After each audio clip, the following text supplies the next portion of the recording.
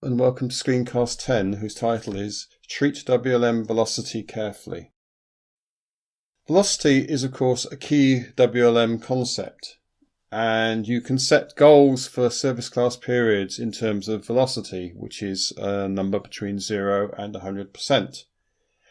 If you do that for a service class, then Workload Manager will track the velocity attained by the service class, and it might actually use that attainment to adjust the resources it gives to the service class. And of course, RMF reports the velocity attainment in its records and in reports. For a velocity goal, the performance index or PI calculation is actually rather simple. It's the goal velocity that you specify divided by the measured velocity as Workload Manager sees it. As usual, the PI or performance index being greater than 1 means we didn't meet the goal. Now, whether we mind a PI not much above 1, in other words, just missing the goal, is another matter. Whether we mind the PI being well below 1 or slightly below 1, that depends on a few things as well. So, as always, you have to look at performance index with a certain amount of care. Now, what Workload Manager is actually measuring is the states that work is in, and it samples the work to see what state it's in. Those states are exposed as counts in RMF SMF 72-3 records. So those state samples are in 4 categories. There's using, there's delayed, there's idle, and unknown. And we will take a particular interest in 2. Because the actual velocity calculation uses those 2. So it uses using and it uses delay. So the velocity is the using sample count over the using sample count plus delay sample count turned into a percent, hence the times 100 in the formula. A very straightforward formula.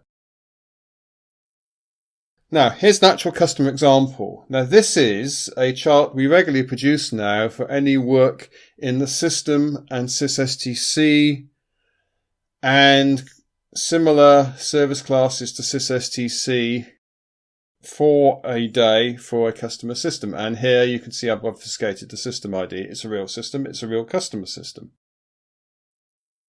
The first thing that's unusual here is typically customers don't use sysstc 1 through to 5. They just use sysstc.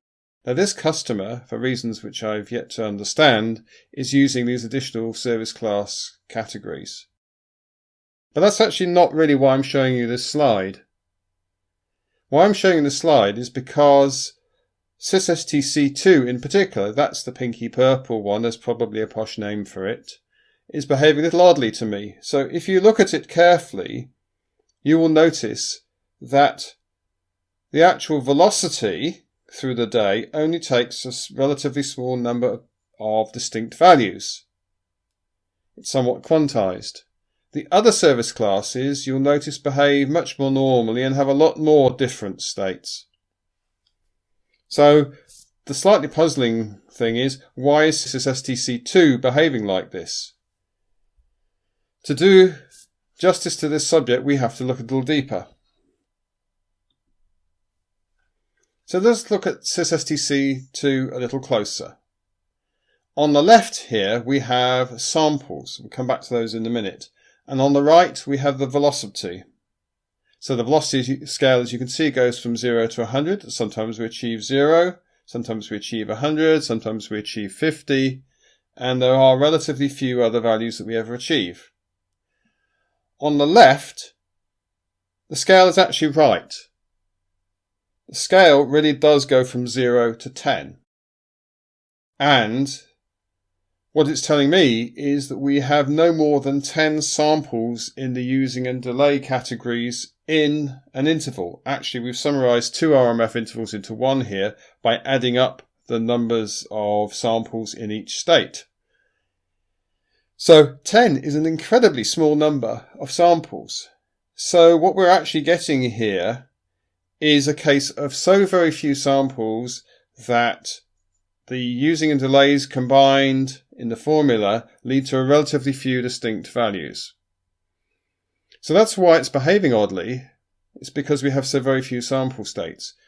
Now, the real object lesson perhaps to the customer is if you have nearly this few samples in an interval, you really don't have enough work going on to justify the service class. So this would be yet another reason why sysstc2 should be merged into sysstc.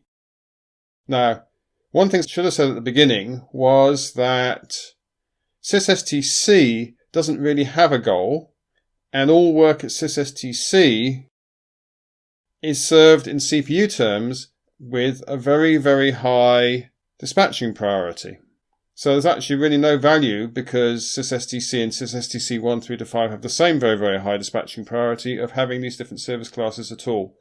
So the conclusion for the customer would be probably merge everything into sysstc that's in sysstc in 1 through 5 and use reporting classes as we would normally suggest. So thank you for listening to episode 10 of this Screencast series.